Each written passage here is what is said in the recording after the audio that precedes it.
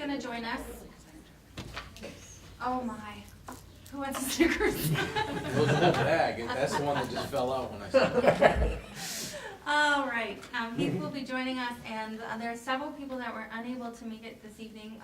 Niles is traveling, and then both Jessicas are impacted by power, right, Scott? That was Power Jessica. and sick child. For just And and Wally. Wally's also impacted by power. He's living out of town right now, so. Looks like our two boys are probably. Yeah, and I'm sure that they are as well. So I appreciate that you all made the effort to get here so we can have a quorum and then do some business this evening. I'll just open it.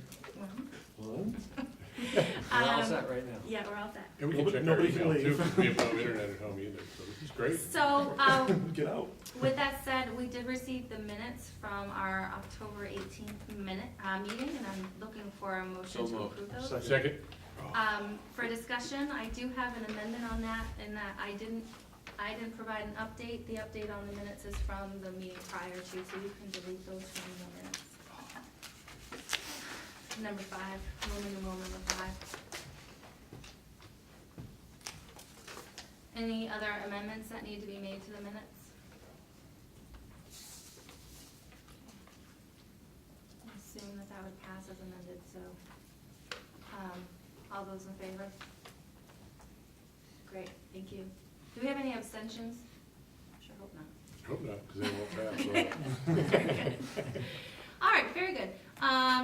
Adjustments to the agenda. We're going to eliminate item 11A. That presentation will occur the first meeting in December. And you have one in your blue folders tonight. We have 2 more coaching nominations as well. That's it. Great, thank you. For my report out, I know we're going to, I just want to take a moment to thank a couple of board members. Tom Doherty, who's not here this evening, this would be his last meeting, so we probably should make note of his absence as well. And I just wanted to express appreciation for Tom for stepping in to our vacant slot when we had a board member step off, and we appreciate him coming on for the last 8 months. I know you all join me in wishing him well. And Rick will speak about Niles a little later on in the agenda, but I just want to obviously express our appreciation to Niles. He asked me to share with you all his sincere appreciation for your support, and he has enjoyed working with each of you, and he's very sorry he couldn't be here this evening, but he asked that I share his appreciation. So I wanted to take the moment to do that. Well, he won't get off that easily, will he? No, we're going to force him to come to the next Yes, we will. meeting. Yeah. When's the roast? I know.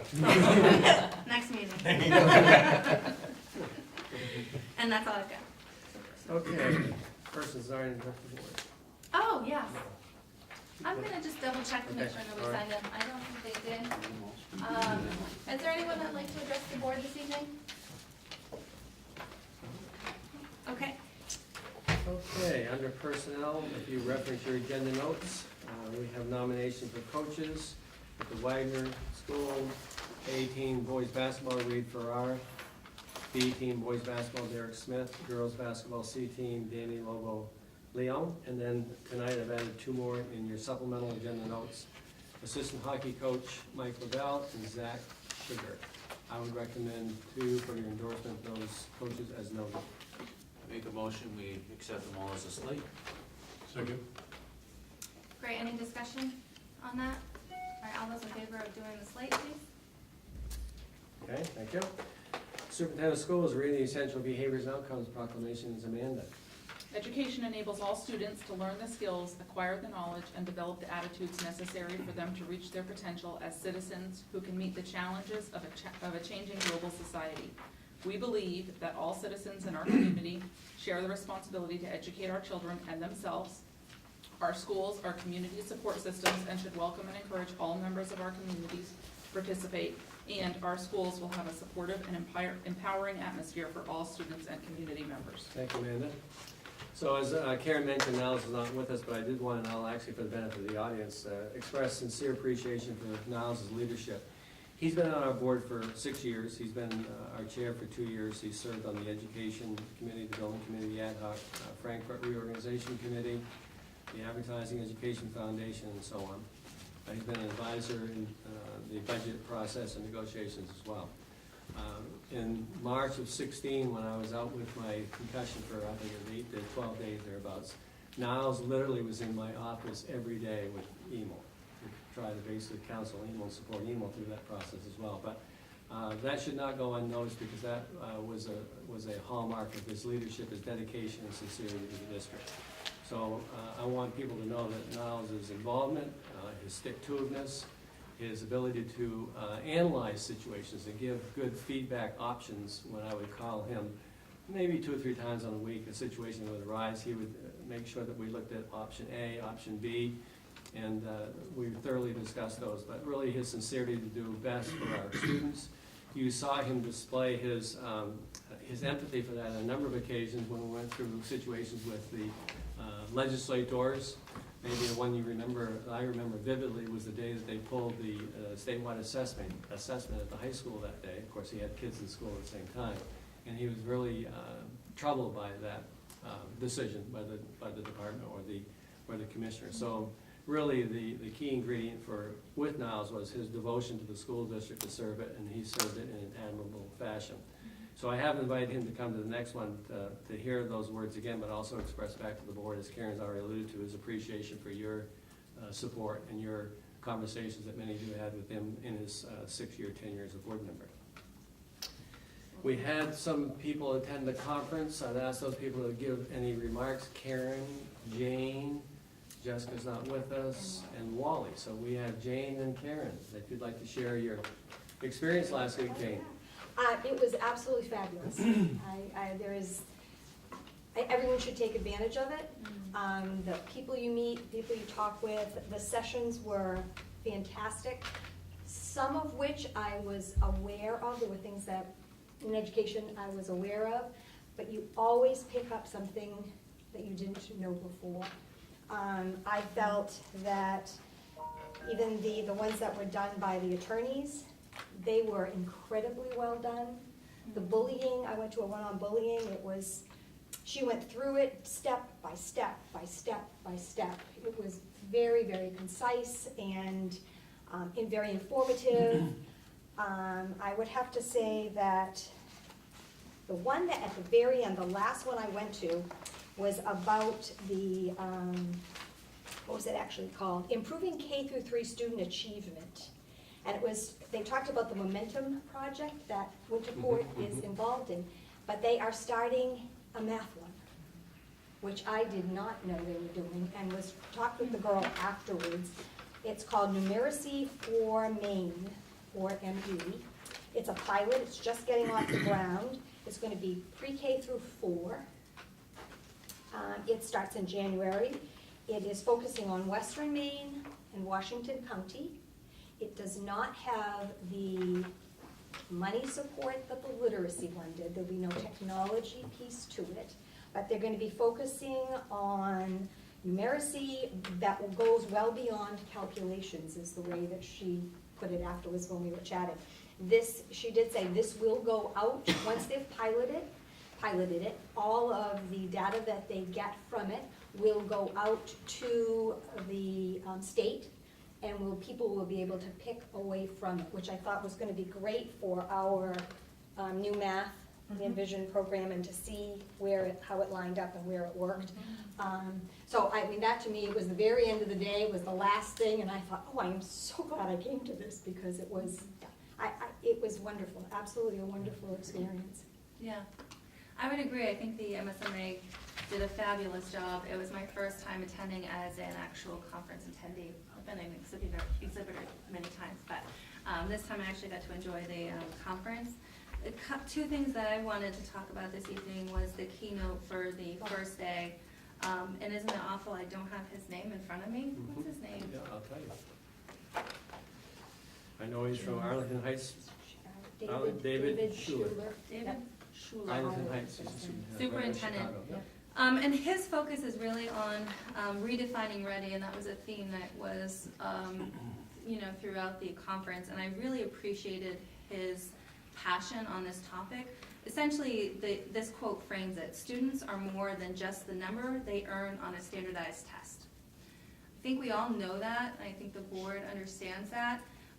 But there is a lot of talk in the community about standardized tests, and while there is an importance, we want to strive and improve those numbers, we also know it would be totally unfair and unjust to our teachers and our students to only measure their preparedness for their future on that standardized test.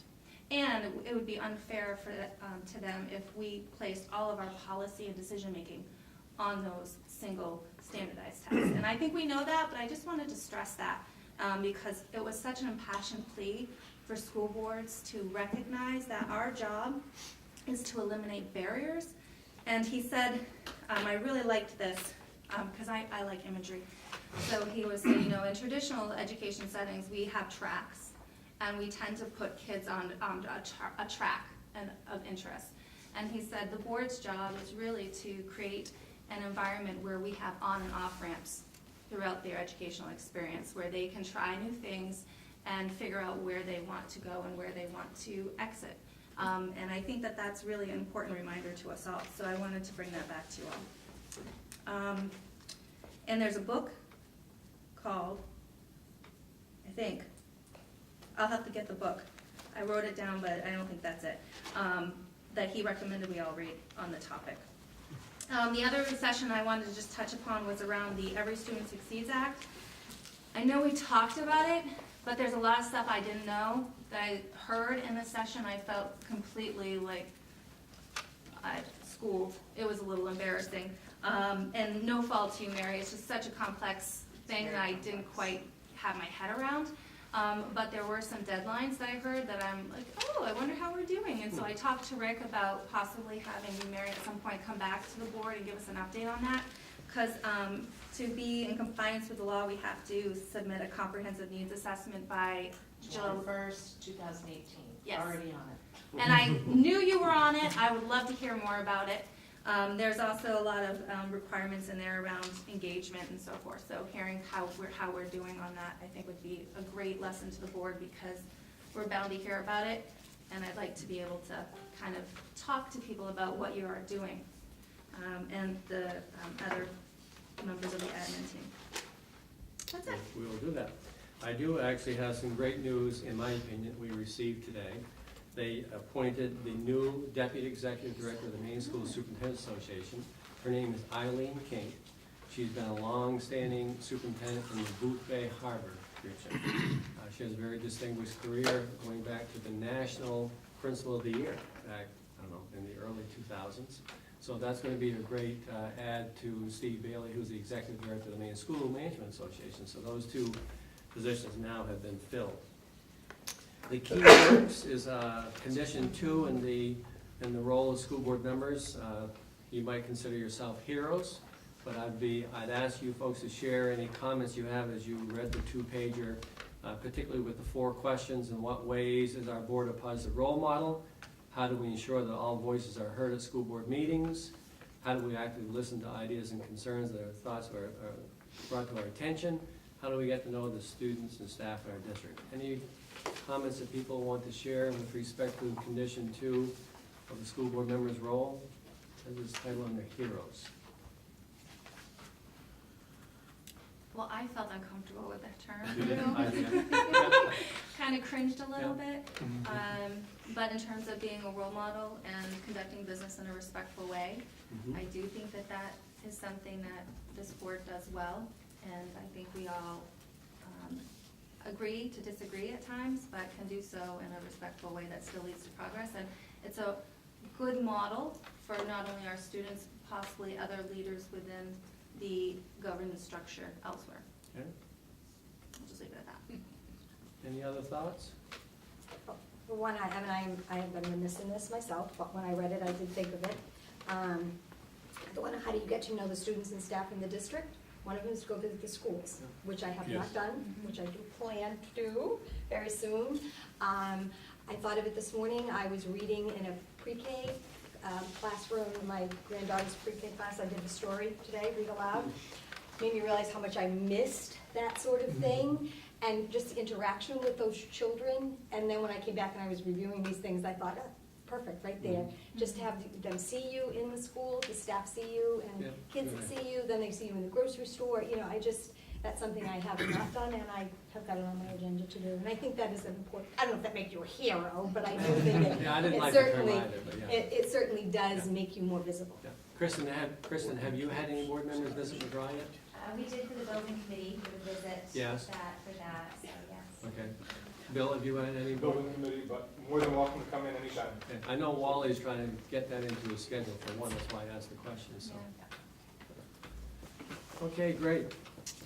Let's see, also you have in your packet, if you're interested, is a couple months down the road, Scott's gonna be attending, Regan and I, and that's the December 8th collective bargaining work session. So if you give any thought to wanting to be a participant in that committee, just let me know and we'll sign you up, because I've been to that session a number of times, they do a great job, so we'll look forward to that. I would actually say, I only went to one session that they did, Mhm. but even if you're not on negotiations, it's a great learning Mhm. opportunity. They did so well, and I learned a lot, and this is gonna be even more robust. If I could go, I would be there. That's And I a would great- recommend, even that's if a you don't want to great- be on the committee, if you understand better negotiations and how they work, it will help when the negotiations committee is bringing things back to the full board. That's a great point, that's an excellent point. When is it again? December 8th is the Augusta Civic Center. So after you have a few days to think about that, if you'd like to go to be better informed, that's a great opportunity. Regan? What I'd like to do is spend my time this evening discussing the experiences we've had from the windstorm. So what I'd like to say first and foremost is a thank you to the staff at all of the schools, but also the bus company. The transportation on Monday was absolutely superb, in my opinion. They got the high school and middle school runs to school without incident, and then we deployed for the elementary run. And in the midst of that run is when we had the swell of the first wind gusts. And the drivers came back from those runs, some late, of course, but their attitudes were just so positive, as if they had had a challenge they had to meet and face and keep the kids safe and happy, and we thank them for that. Secondly, I'd say that we had a few issues come up that I want to make sure you know, and I know Rick had sent out an email. We did have a significant portion of the band room roof, metal roofing at Reedsbrook, blow off. We are having an insurance adjuster here tomorrow at 10 a.m. to check that out. We've already had a contractor here to make sure that we're set in case we had any other weather event, and we're taken care of for less damage moving forward. We've had many trees come down, and you'll see out in the circle here, there are several trees down in that area. Between Weatherby and McGraw, we had trees come down. We had another tree down in front of Weatherby, but through grace, we did not have any significant damage from those. Everyone was safe around it occurring, and even the roof managed to fold itself up between two things, a dumpster and a little shack. The greenhouse. So that worked out fine. We did have a tractor door blow off our tractor. It was open and taken away by a wind gust, and so we are going to be replacing that. And the cleanup will continue. But honestly, for what could have happened, we've done very well. Now, the other issue, of course, was loss of power, and so we were without power from about 7:45 on Monday through the school day.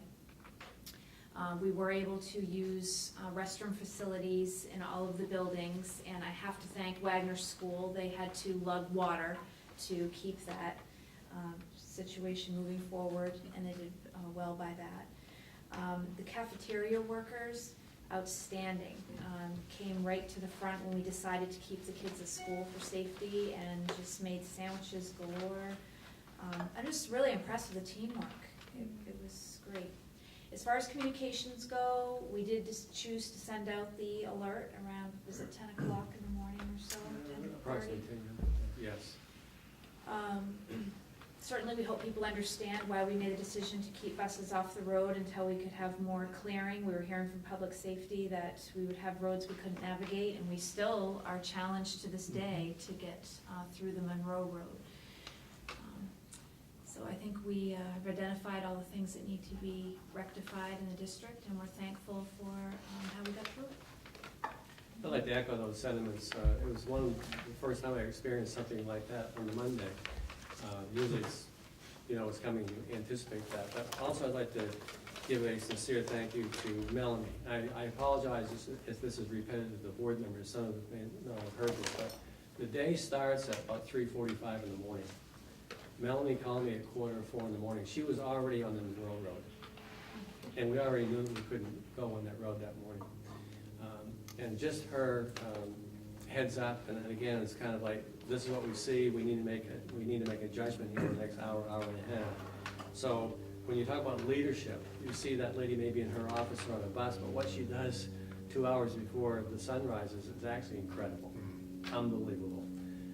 And because I don't have power at home, I went into the office about 5:30, which you don't need to know that, but from about 6:30 to 7:30, I handled about 35 phone calls, and they were all great. And I had to chuckle to myself. I didn't say anything. A woman did call me up from Monroe Road and wanted to know why we were going to school when her road wasn't passable. And I said, ma'am, I understand. I said, but if you think it's unsafe for your child to be on the road, please keep your child home. That's an excused absence. But when I hung up the phone, I said to myself, this is just Rick Lyons thinking. I said, we have 751 roads in the school district. There are going to be times where 1 or 2 are not passable. We have to make the determination, how do we get all those roads and serve them? So that just shows you, I guess, the point of that complexity on how you judge all of that with respect to that coming together. But you're right, your people were very good. They were very, I think, understanding. Bill or Kristen, do you want to comment from your 2 schools on that day? It was amazing, and I have to say, the teachers were awesome, and the students were awesome. They were so good, and they rolled with the whole thing. They're so, okay, so we're gonna have no power today, it's all right, we're gonna learn, and it just went on. It was wonderful, the kids were great. Yeah, I'll say the same thing. Having drivers makes it a little more interesting at the high school level. So we did have some students, but people were respectful and just said, no, I need to go home, I need to do this. And that was fine, but I want to echo the comments of the support of our admin assistants and our teachers during their free periods. I mean, we had no PA system in the school, and a parent would call and say, hey, can I dismiss so-and-so? Sure, and then we have our backup records. Someone goes in, checks the schedule, and people are just running up the 3rd floor, 2nd floor, all over the building. No one complained. Everyone was just, any minute they had to come help, they helped. So it was just a great teamwork day for sure. Right. I would like to give you some information in case you have some neighbors ask you this question. The commissioner sent out an email today that made it very clear these days that the school systems would look for an escape clause or a waiver. For example, if we go to Bangor, Bangor's not at school. Right. They will not waive the days. They'll have to be made up. Because the rumor mill is that because the governor declared an emergency, then that would trump the fact that then those days would be forgiven. They will not be forgiven. So if you have acquaintances in Bangor where you hear that rumor, you can quote the superintendent that today's email from the commissioner says you'll have to make those days up. A dozen people in my office were going, oh, it's so great, we don't have to make these days up. And I'm like, There you go, Tony. how about that? I can, if you need the email, I'll send it to you. But seriously, because I had a friend from Winthrop call me today. He heard the rumor. They haven't had school in Winthrop all week. I said, Cliff, that's not going to happen. You have to make the days up. And here we are in November 1. I haven't seen a snowflake yet, and those school districts have missed 3 days. And one more thing, I'm on the Bangor alert system. I have no idea how to get on there, but it's great. Anyway, so Dr. Webb called me this afternoon about 3 o'clock, if you're interested. Bangor is going to school tomorrow with a 2-hour delay. I'm on that same thing. There you go, yeah, 2-hour delay. So you can see how all the chemistry is happening between and among these school districts is very interesting, very intriguing. So again, sincere appreciation, as Regan and others have mentioned, with respect to our employees. I got a question about the alert system. You Yes. may not even realize this, because I was just thinking it the other morning. How long does it take for that to get out? Because I'll get a call on my house phone. My wife might be 10 minutes before she gets a call. I might be 3 minutes after that. How long does that take? Mr. Savage? Probably 10 to 20 minutes, I'd say, from the time the button's pushed. Yeah. And then, because it's making attempts, and if it doesn't Right. want to, it'll call again. And Oh, it will. Yeah, I think a couple times before it just gives out. And then there's a detailed report given at the end of that too. Yeah, doesn't it say whether it was left by a machine or whether That's somebody correct. actually What answered? percentage and- was hit, Yeah. how many got the phone, the text, the Yeah. email. and Which one it went to? Mhm. Yeah. Okay, thank you, Karen, we have a new student rep tonight. Good, all right. Questions of board members, Tony? I have two. One, why can't we do write-in? Oh, yes, thank you, Tony. We contacted the town, and basically, a write-in has to be declared by a certain date. I'll make the date up, I'll say it's August 15th. There was no declaration to have a write-in, so therefore write-ins will not be accepted. So what will happen is this: the town then will assess those people that may be interested, and the town council, like they did with Tom, the town council will appoint. So the trigger to that, although Riga and I've asked for a legal interpretation, but we did research the law from our perspective, there is a trigger whereby the date has to be met to declare the write-in candidate. So what's the point of having a blank spot on a ballot? That's a good question. That's a good question. I'll give you more once we know more about it, but the key thing is, you have to declare you're gonna be a write-in by August 15th, making that date up. If you miss that date, yeah, But that's then the it goes same, back. that's the same thing, that you have to get your papers in, right? It's like 5 days later. 5 days later, That's yeah, it? man, yeah, so that's how that works. Not really. Newburgh just went through that last spring with Jessica, or two, I don't know how long. Well, when we talked to. She was She not, was a write-in. she was a write-in. You wrote her in? Only 2 signatures, You and I. and she didn't know she wanted to be a write-in the day before. I'll give you more, but what I know this evening is the charter of the town of Hampden, that may be the difference too. The town charter aligns with the state statute, and I think if the town overrides that, they can do maybe what Newburgh did. Yeah. I don't know, that's just, that's pure supposition tonight. That would be up to the town whether, Yes. even if Hampden gets a write-in, they may choose to put that person on the Yes, board. that's right, yeah. I see. Tony? Oh. And go ahead. isn't it if they, when they get appointed to the council, it would only be a 1-year appointment, That's they correct. have to rerun next year? That's correct, that's my understanding, It's not a yes. 3-year appointment? That's my understanding. Related to that, well, No, and not really that topic, so if people have more discussion on that topic, right ahead. So there's gonna be a line there, and they may or may not, if someone wins the write-in vote, they may or may not accept them. I mean, they don't have to accept them, but I you think it can would write be, someone in if you want to. it would be an important piece of information for the town council to Correct. know that there is support behind the Right. candidate.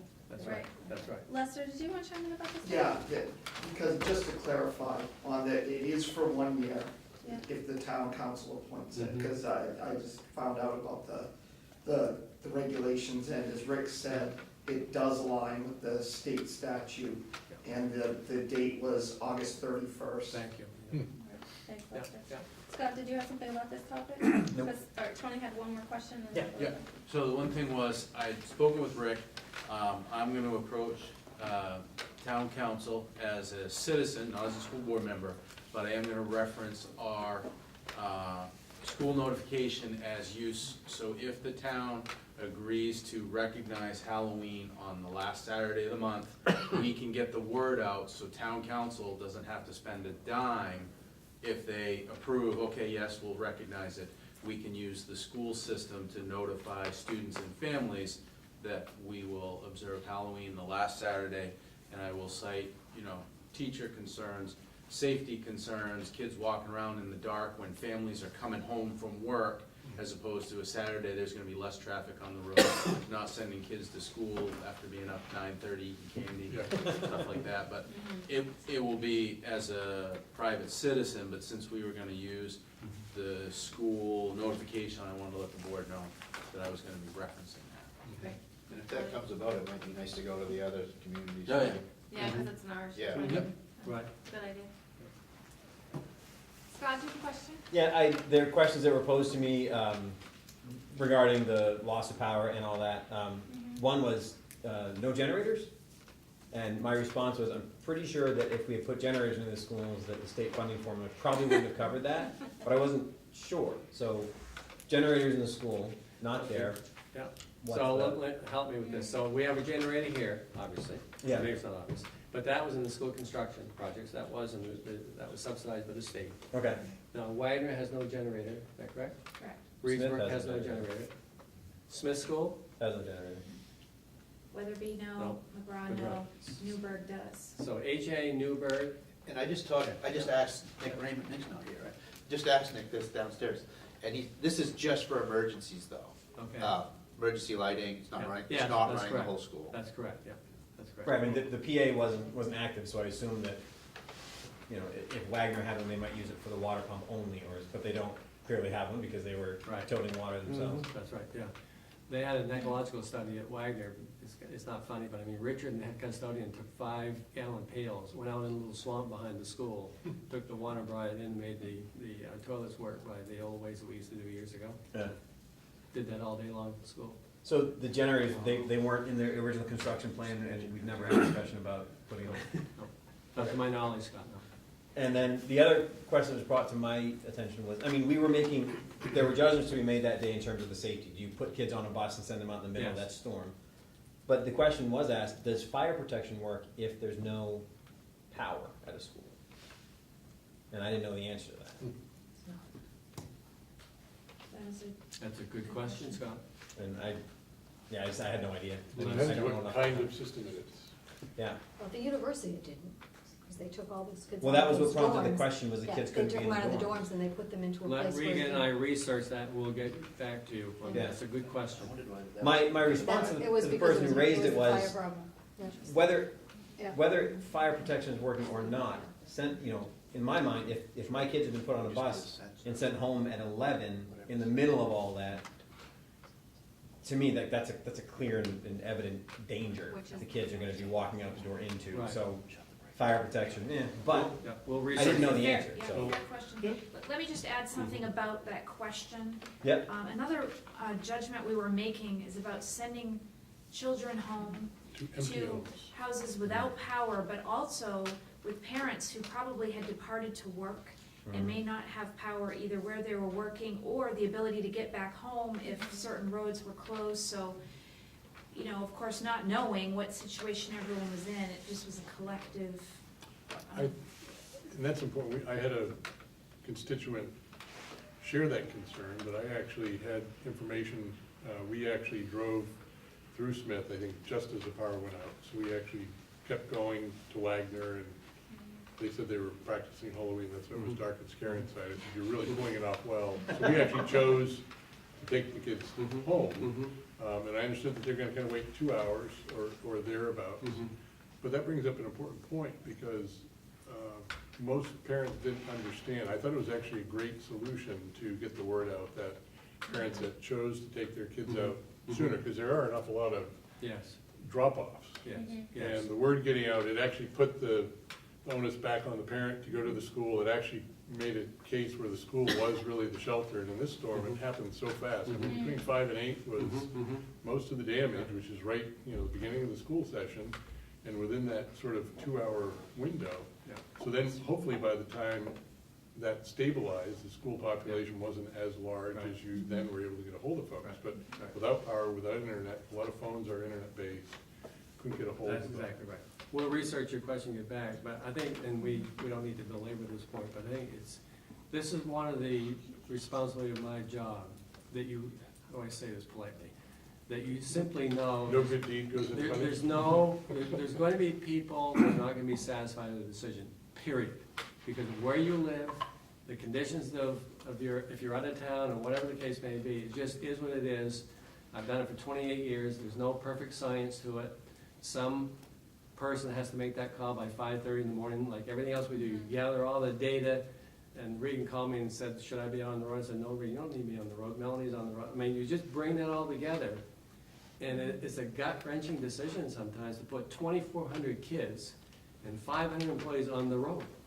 Or worse yet, Monday, no power, at 10 o'clock, no power, big deal, but do you want to put 2,300 kids on the road when roads are impassable? No, that was an easy one for us. So in a snow day situation. Yes, When do you normally make the call? Usually it's around, early in the morning. 5:30. So at 5:30, the storm hadn't even, it was really 8 o'clock was That's right. peak. That's exactly, I don't want to bore you with this, but you're sitting home at 5:30, it's pitch dark. I didn't have a grad class in this, by the way. And you're trying to judge, when's the storm coming? Now, you need to know this, though. We contract with a meteorologist out of Portland. and he calls us, or we'll call him, and he can give us increments of 15-minute windows where that storm is. If you're sitting in RSU 22 and he says, Rick, there's a storm coming at 12 o'clock, guaranteed. Then you say to yourself, okay, do we go to school, the window's 12 o'clock, do we go to school and dismiss at 11:30? Okay, that's okay, if we're right. If we get school kids in, the storm comes at 9 o'clock, we may have been wrong. So the point is, you have so many moving parts, it's an imperfect science, and it's really troublesome. I don't want to pick on Regan, but Regan said the other night she went to bed and she woke up at 1, she woke up at 2, she woke up at 3. That's the situation you're in, but Rob, we have to make a decision by 5:30 because bus drivers are on the road to get there. Absolutely. Some employees, we had an employee years ago that lived in Bar Harbor, she had to leave home at 5:30 to get to here. So you have to make, you can't stretch it beyond 5:30. So that 4 to 5:30 is the window by which we have to assess everything and make that judgment. Add on one last comment for Scott. We should check our emergency egress lighting. A lot of those batteries are designed for maybe Yeah. 90 minutes. Yeah.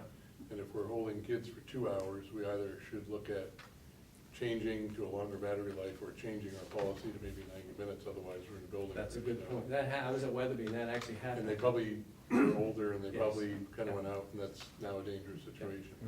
But, and finally, my final comment is if parents have a concern, they should call me. But the most sincere point of the parent is, that's a judgment for you. If you live on some road in Frankfurt or Newburgh and you think it's unsafe for your child, keep your child home and it's an excused absence, period. And students that were picked up early, if they pick them up Yeah. after that announcement, is that an excuse? Yes, it is, yeah. We had extenuating circumstances. In my 28 years, I never experienced a This Monday. is crazy. Usually what Rob's question is, you're trying to gauge that in the morning versus getting to school and you have no power for 8 hours. Any other questions of board members? Thank you. So I did have one that's unrelated to all of the above. It's just the Envision 2.0, the Pearson math. I know that we have the learning, the math targets on there for all the different grade levels. How, when, or where do parents go to find the Pearson math portal, the app, or something that helps them with the rollout of following through it? It is very different math. My daughter, who's in 6th, commented that our 4th grader was doing math that she hadn't seen yet, or I think it was just worded a little differently, but it's different. And I know there are other apps out there that are not maybe endorsed by Pearson that attempt to help parents or help students understand some of those things, but when the homework comes home, it doesn't have the same level of maybe description that the older math used to have. It has some of that, but it is quite a bit different. I think part of it's just getting used to the new format. Mary, do you have any feedback on that, please? Well, did you get we sent a letter last week that had, I we sent haven't it seen out it. to every single parent in K-5 and put together, I pulled kind of an emergency, if you will, K-5 math Okay. group together. Okay. And there were 2 open houses that were happening also that week. One was at Smith and one was at Weatherby.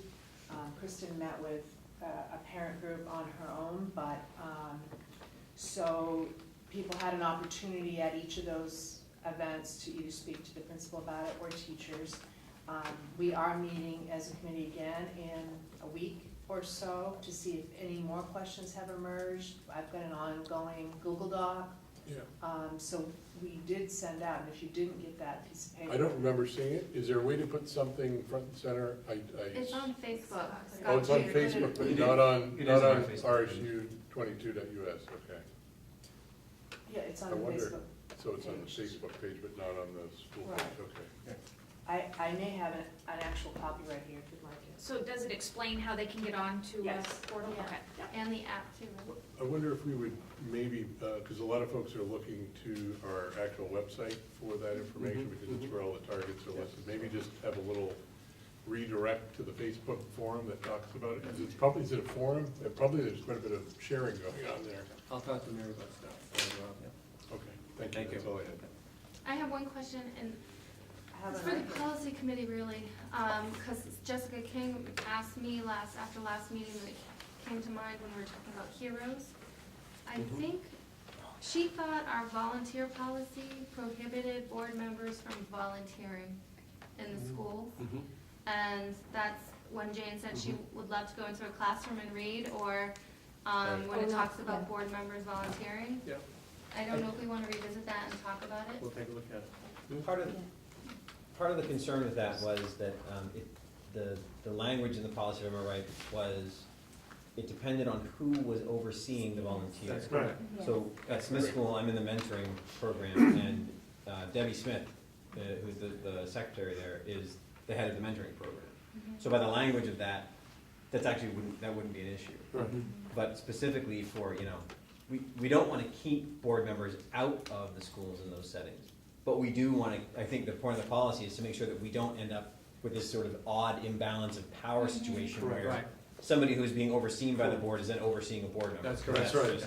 We'll look at it. That's Yeah. a good Just a point. clarification, I Yeah. think, is important. Yep, we'll look at it. And defining a volunteer. Does Right. that mean a chaperone?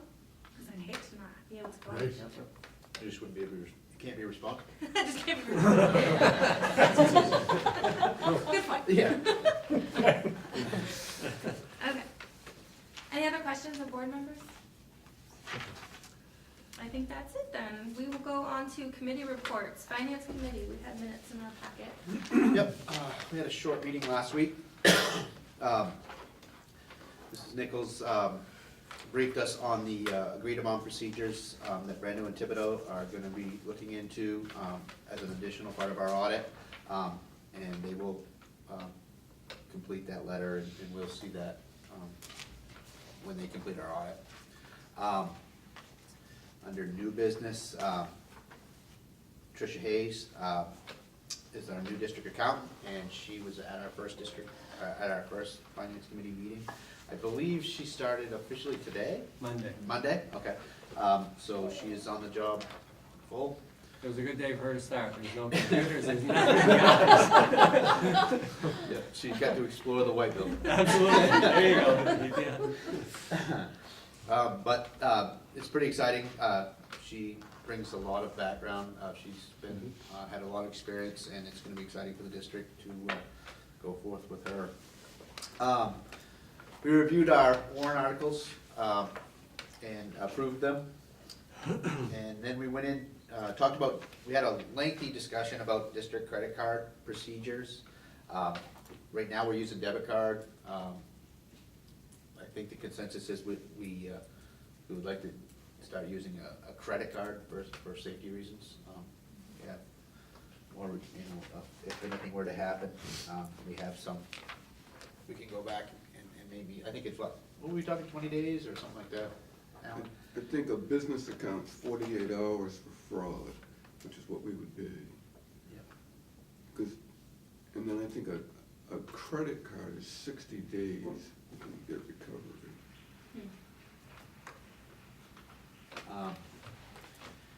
And then we adjourned. It was 45 minutes long, short and sweet. Very nice. How about the athletic committee? Yes, we just met this evening. We've just been kind of going over this reoccurring theme with the turf. We got another price from Sprint Turf that runs in line with what we're looking at in that $600,000 to $800,000 range. So I think we're pretty confident that that's where we're gonna be as far as that goes. And then we discussed the forum that Rick is gonna facilitate in December, and we want that to be our, we want our coming out. That's what I was going with, that's what but as far as what we're gonna do with the turf, we want that to be a time where we can answer any questions. We're gonna have a small presentation about some of the points of interest, review the history of the turf, when it was put in, usage of it, how much use it's getting. I don't think anybody realizes how much that turf gets. Every day with our high school, our middle schools use it, and on the weekends, a lot of times our youth organizations are using it. So it's getting used by the community as a whole. Question? Well, what's that form? Well, Or have you planned it yet? What is that? Yeah, I've heard of it. We're in the middle of planning? I wasn't sure that anybody else knew about that either, but I figured I'd just go Is that with safe? it. Is that like a public forum just for this topic? Rick and I have been discussing ways for us to Oh, that's have okay. public community opportunities to hear about happenings in the district. And we're considering that on December 4th is a time that we could come out Okay. and. Okay, I picked up on, I was listening to that, Heath. Actually, I was gonna report to the board at the next meeting. So but you will be I'll doing that. report now. Regan and I are gonna establish a new outreach to try to look at community engagement. I went to a workshop, or by myself, it was a great idea. So what we're gonna do very simplistically is we're going to invite the community to come in on a quarterly basis to Hampden Academy for an hour and a half. This one's on December 4th, for us to share what's going on in the district, what our short-term goals are, long-term goals are, bring the strategic plan in, and then we'll figure out how to engage the conversation with the community into like a focus group, things like that. So this is the first step to then extend a new opportunity to have that, what we're calling community engagement. I'm calling it community conversation. That's the December 4th, and you're dead on, because this would be an opportunity for Regan and I to share and put out to people this conversation about the athletic fields in discussion, give them the background, and let them know early. We'll talk about the proficiency-based education diploma and where that is, and other things that may be relevant. Basically, it's an information conversation to then receive feedback, questions, and it'll take us maybe a year or so to get this in a position where we want it, but it's a new initiative that she and I just thought about in the last couple of weeks, and it's gonna kick off on December 4th. So, to play on that, so we're gonna meet a couple more times in November so that we can have a presentation available for that. But something I brought up to Regan is, I think it would be a good idea if we could tape that. Yes. Whereas if somebody hears about this the week after, they can then go back and be educated on what's. Well, I mean, Ed and I were talking about that tonight before the meeting started, and that little brochure that I'm gonna give you at the next board meeting brings that very point up, how we can message it out so people at home can actually view it and have a virtual conversation. That's down the road for us to figure that out, but that will be certainly a topic that we can integrate in our new initiative, we'll call it. And so, and we have another meeting planned for November 15th, and that will be with the athletic committee and committee members that, members of the committee that want to help us move forth with the turf. Regan has a list of names that she's gonna be reaching out to, and anybody else that's interested that would like to get more involved. So, Going back on the turf field, Fred, you might want to remind the board, for example, this weekend, we're hosting soccer tournaments, is that correct? Statewide soccer tournaments? We are. Last Tuesday, we hosted the regional field hockey finals. So we had Class A, B, and C played. And then this Saturday, we host 4 state championship soccer games. Boys and girls Class A and boys and girls Class D. So that shows you the usage yet again from the state perspective, if you will. And there's been high demand this week because of the weather that we received from local teams who are going through the playoffs. We had a playoff game that was rescheduled and played here. And then we've had several teams calling about practice also. all our sports, fall sports are over, or Except for cross country, we have 2 young men that qualified for New England. Anything else, Steve? Nope, I think that'll do it. so again, November 15th, and then we didn't plan out 2, but we could do that then. We were thinking maybe the week after November, a weekend after Thanksgiving. Excuse me. Building committee, Alan, do you have anything? Not since the last report, although Regan did post minutes of our last meeting, but we discussed it at the last. Education committee didn't meet tonight, do you have any updates? No.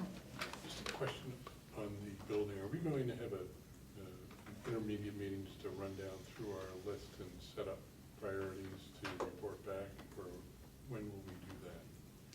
Will you take a rundown through that, Regan, based on our notes?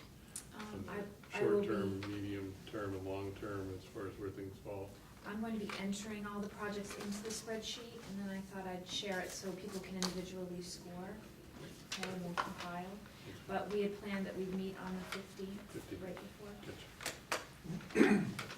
John, do you have anything on the policy committee other than what's on the UTC board, Alan? Meet tomorrow night. Community relations committee? We are meeting this coming Tuesday. Great. So policy considerations, John. Yep, so the committee brings for second reading and approval of the following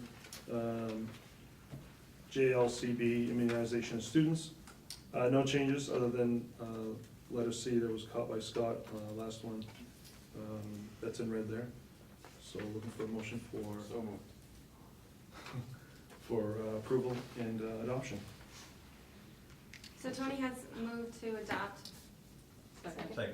Great, any discussion on that? Okay, all those in favor? And then the, let's see, the next three, I was gonna bring forth for approval, second reading, and adoption, as a slate. No changes from our first reading, it's all recommended language from the MSMA. Just looking for a motion on those as a So moved. slate for approval and adoption. Tony has made the first Second. motion. Okay, any discussion? All those in favor? Great, thank you. And, the last one is for the regulation, the bylaws of the school board. Again, no changes from our first reading of this. So, I don't know if we really adopt this. I guess it was a regulation, right? Yes, Yep. we do. So, second reading and adoption of this, motion for that. So moved. Second. Okay, discussion on that. When would this start again? I would recommend we start in December. We stay with our next meeting 2 evenings from At tonight. Smith School.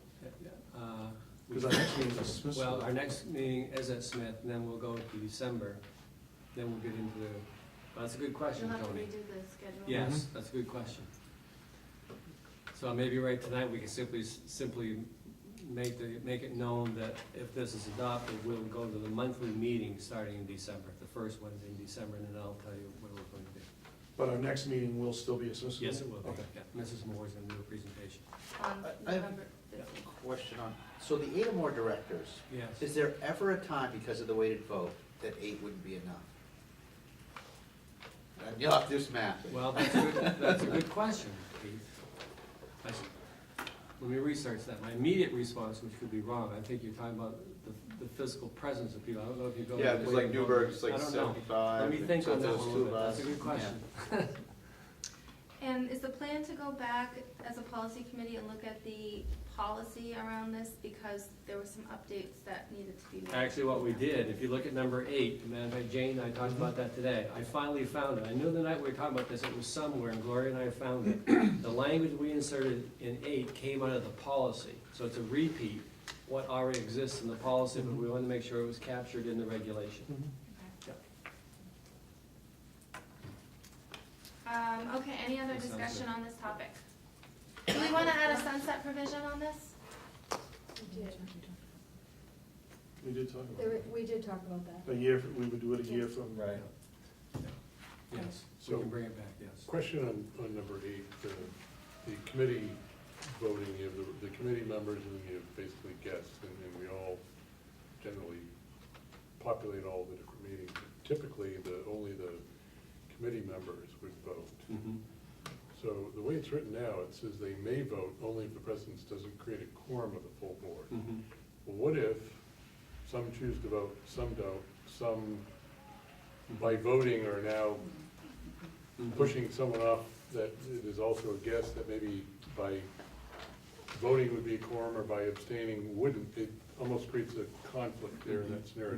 Don't we typically have, there's deliberation, but it's really the committee members that Usually, vote? however, in I past guess the practice, I can think of a particular theme may come up whereby the chair of the committee wants to see the intent of Like a all straw members poll. present. Yeah. You did Budget, that. budget, I know we've done Only it, in advisory so. capacity, and Jay and I talked about That's that what, very I mean, point. my concern was that if you had a hot topic Yes. and you had a few people on the board that were one way on the hot topic, or several hot topics, they could go to all the committee meetings, vote down whatever was being brought before the committee, then the full board would see it. never hear it. Mhm. This was my concern, this is what I Mhm. talked with Rick about, and he assured me that that was not the case. When I reread it, I'm not sure that I get that feel from Mhm. this, but I mean, I would like that to be stated somewhere, that it doesn't go, that if a vote is in the negative at a committee, that the full board doesn't, because what happens, then you get special interests, And they will go and they will make sure that they are negatively impacting something that the full board should have a look at and maybe would move us forward. Well, to your point, That's a scary thing for me, that piece that visitors, I think having input and going and learning about it is great. People that aren't assigned to that committee voting gives me a little bit of a, yeah, I would be actually less concerned about a full quorum being president of the committee and voting, because then at least there's the authority presumably to repeat that action on behalf of the whole board, but I'd be more concerned about but they four wouldn't if it people. was negative. But I'd be more concerned about just 4 people deciding a vote, which is nowhere near a quorum and it not making it to the full board. Could we, Yeah. I mean, if We it's. got either, absolutely, either is kind of scary. Let me suggest something. Let's John, Look at allow this. John and me to wordsmith this, because maybe as I'm listening to you, I'm just gonna think out loud, so just accept this thinking out loud, that we'd have some language that says the members of the committee can vote, and then others can vote in an advisory capacity, then you separate the two. That would be. So that if would we be can fun. approve the regulation so we can move forward to the December implementation, John and I can then sit down and try to wordsmith that particular sentence to do that. The term vote, I think, is probably the hangup. Yeah, Is the term straw poll there you go, yeah. a legal term that is non-binding, that could be Or inserted? you can have an advisory I mean, vote, I something don't like know. that too, Rob. But it's- Something advisory, because Yeah, I know like like with the athletic Yeah. committee, he has. Yeah. Absolutely, has we're always to looking go. for a read, and budget's probably the biggest culprit, but. So we can move this forward, if you agree with that, then John and I can come up with something to address the concern on the table, but we can move forward with respect to the intent of the regulation. But that would also have to look at the policy, because you said this came from the policy. Yes, that's Well, correct. So we think want there to was look at the some- policy and this Yes, bylaw. yes, that's Yeah, correct. because particularly where we're considering moving to a place where the subcommittees are gonna be Huge. even more important than That's they are right. currently. That's right. You know, my personal feeling is, if I'm attending a policy committee meeting, I'm there to, make my case or hear what's going on. And if John wants to take the pulse of the room, he can do that whether that's in regulation or not. True. Yeah. But in terms of, I'm not a member of the policy committee, I should not have a vote at the policy committee. Yeah. No, Okay, binding Binding. vote. yeah, okay. That would be my sense. We understand, yeah. But we have motion and second, right? Yeah. We have motion and second, and this is a regulation, so That's I right. think we could still move to approve, With- and then Rick, it's Yes. because it's a regulation, admin has authority to make revisions. That's We can correct. ask him to bring it And then back we should bring And we'll the bring it. policy Yeah. to the next Right, meeting. That's correct. with the updated That's right, so regulation. we'll update the policy to reflect what we're gonna do here, that's Correct. correct. Sounds great. Good discussion. Yeah. Yes. Okay, all those in favor? Anyone opposed? Okay, it's unanimous. Thank you. Excellent, thank you. Can you update the, for next meeting, the meeting locations? Mhm. So I can get that. Change it. I'll update and change it, yes. Great, thank you. All right, that's it, John, right? Yes. Our presentation's been rescheduled to our, December meeting, Yes, ma'am. so, do we have any, communication as, meeting dates we need to set? Does either. Meeting dates? And remember, we have an executive session to go into also. Yeah. I think we're all set. We're all set with that? Okay. We're all set, meeting day? We have the athletic committee on November 15th. 15th, and finances, we have that, we must have. Yes, we Pretty do. sure we do. It's- Building and finance are running parallel, I believe. Right, on 15. So athletics at 6 o'clock, okay. Budget will be 2. Meeting soon. Okay. At our next meeting, we'll probably formally ask everybody to tell us Calendar. which committees they have, 2 committees they have the most interest in, but start giving that some thought. I have a spruce meeting on the 8th, I don't know if that's something that needs to go on the calendar. Spruce meeting. Spruce. Yeah. Spruce is on the, 8th. 8th, okay. What time? You're taxing me now. 6. 3:30. The 8th, November 8th? November 8th, Fruits? All right, Okay, thank you. very good. Can someone read the motion to go into an executive session, please? It's in the folder, Yes. as an adjustment to the agenda.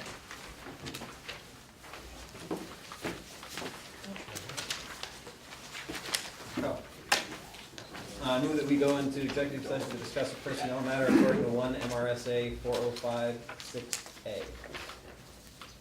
Have a second? So moved. Great, all those in favor? Thank you.